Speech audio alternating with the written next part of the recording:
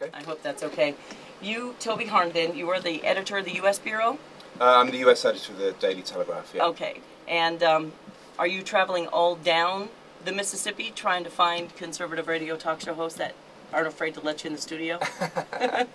Well, we are traveling down the Mississippi. I'm based in Washington, D.C. I've spent 7 of the last 10 years in the U.S. My wife's American, my kids are American, so I know the country pretty well. But as everyone knows, real America isn't really found in D.C., so we decided to get out of our seats and come to the middle of the country, literally.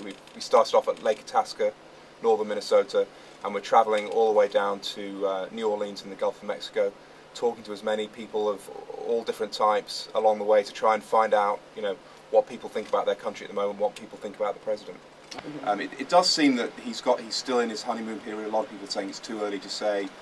Of course, a lot of Democrats are still sort of kind of fired up about his election. A lot of conservatives and people who voted for Obama and people who wouldn't describe themselves as conservative are hurting economically very, very badly. Concerned about foreign policy. Concerned about, we've heard a lot of people saying, we don't like the president apologising for America abroad. So there's some stirrings of a change, even though we're just 6 months into the first term, or maybe the only term, we'll see. Some concerns from the left about doubling down in Afghanistan, so a real wide range of views, and the conclusion so far, and we're only halfway down the country, just over halfway, is that Obama has got some time, but the time isn't unlimited. And the whole I inherited the problem thing, we're done hearing that now. Right. You've had enough time to do some fixing, and all you've done is spending. Right. Well, and it appears that he's not talking to Joe Biden, and I cracked a few jokes about it earlier, but he's like the Dan Quayle of this administration, because he's saying things that either don't make sense, or they're embarrassing, or they're completely out of line with what we're hearing from the president. Right. Joe Biden's an absolute gift to journalism. He seems to be sort of, biologically incapable of not saying, what's on his mind. It's like a complete sort of stream of consciousness. The filter's gone. I can't imagine what it must be like being his press secretary. But yeah, he seemed to be saying the other day, well, we have no problem at all if Israel wants to attack Iran. That's their right. They're a sovereign nation. Now, of course, many people would agree with that, and some people will maybe even like them to go and attack Iran. But that wasn't Obama administration policy. So I think a lot of the press aides in the White House are beginning to having to learn how to begin their sentences with, I think what the Vice President wanted to say was. I think Obama chose him at a particular point in the campaign. Because he felt that he needed foreign policy gravitas. I'm not quite sure whether gravitas is what Biden's got, but he's certainly got grey hair, even though I think some of it's hair plugs, isn't it? You think it's a powdered wig? I don't know. I think he may go back that far in politics, I'm not sure. Well, he's had some work on his hair anyway. But it was done for tactical campaign reasons, I think, and there is concern within the Obama administration that maybe this guy, wasn't the right governing choice. We're still trying to figure out why he picked him. Well, I can't figure it out. I think he's, they wanted an old white guy with grey hair and knew the names of lots of foreign leaders. I think that's what it was. It is what it was. And I know a lot of people like Obama simply because he's a Democrat.